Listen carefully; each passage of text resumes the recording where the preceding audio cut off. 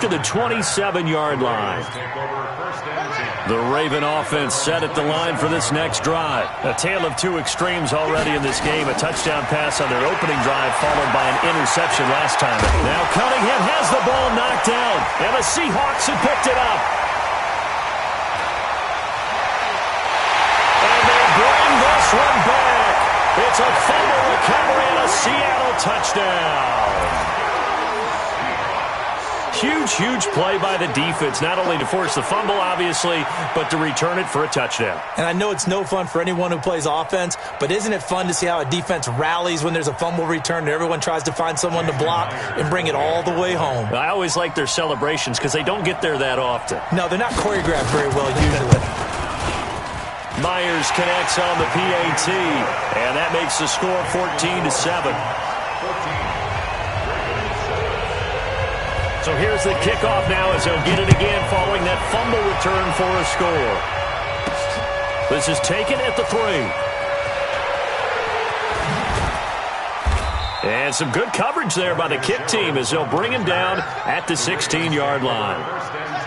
The Raven offense set at the line for this next drive. That 7-0 lead of theirs short-lived as they've now given up 2 straight touchdowns to fall behind by 7. Yeah, but no cause for discouragement here. Yeah, they've fallen behind, but haven't they proven that they can go down and score? So what was the formula that got them down there the first time? Get back to something close to that, and maybe they can get this game tied up. From the 34 now, here's 1st and 10. Cunningham, he's going to float this one deep right side. And it's knocked away and incomplete.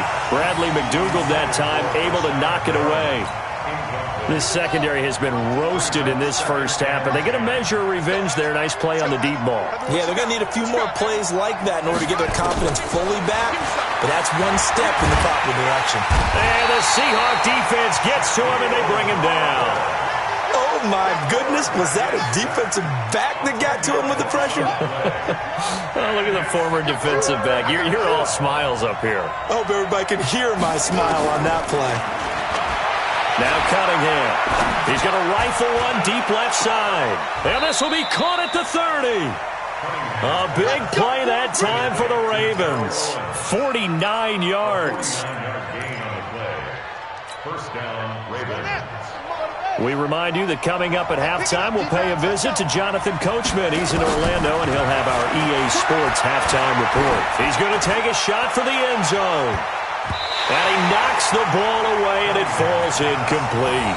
Jamar Taylor there on the coverage. This defense has been very disruptive early on as they force another one to go awry. Seems to be the front and the back end. Pass rush, they've been able to get home, and they're taking the ball away in coverage as well. I love how you put it. Nowhere to escape, and he goes down. Bobby Wagner, the former second-rounder out of Utah State with a sack. Well, nothing takes a start to have a good drive quite like a big loss on a sack, does it? Now they're looking at a 3rd and long, and suddenly the momentum shifted to the other side of the football. And old Mo is a very, very fickle man. He's going to rifle one deep left. And at the 7-yard line, the catch is made.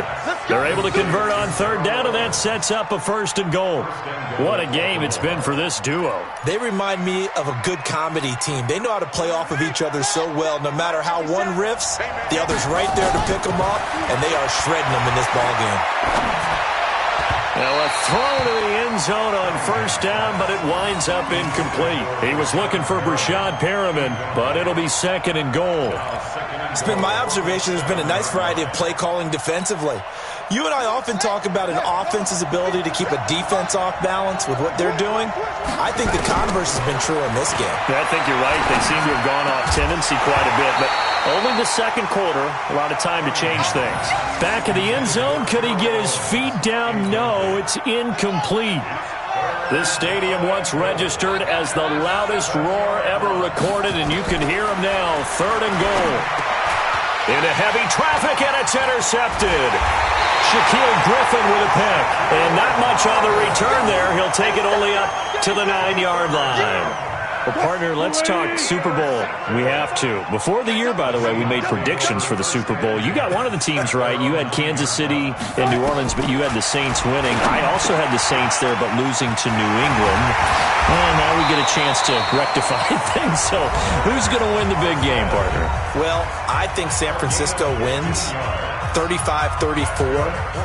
MVP, usually a quarterback.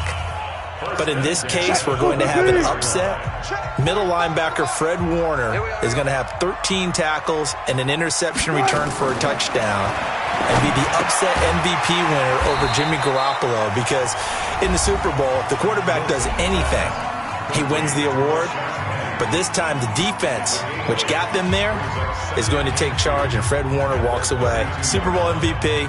49ers Super Bowl champions. Wow, you went above and beyond with great specifics there. I'll be a little bit more general. I'll just say that the Chiefs are going to win by a touchdown, and yes, I'll go with the MVP being number 15, Patrick Mahomes. And if you're not really rooting in this game, how great a matchup is this? Fantastic. Going to be a ton of fun.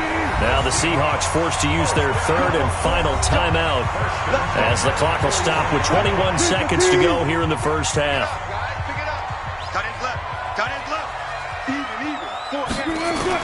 On 1st and 10, it's Wilson. Nowhere to escape, and he goes down.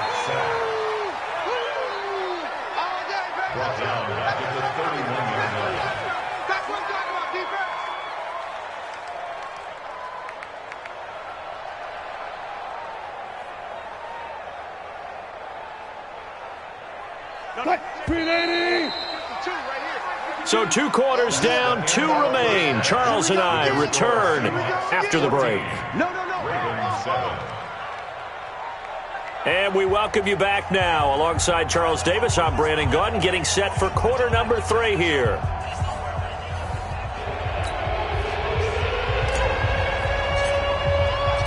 The Seahawks with the advantage, and they get the football first as the second half is underway. This is taken at the 3.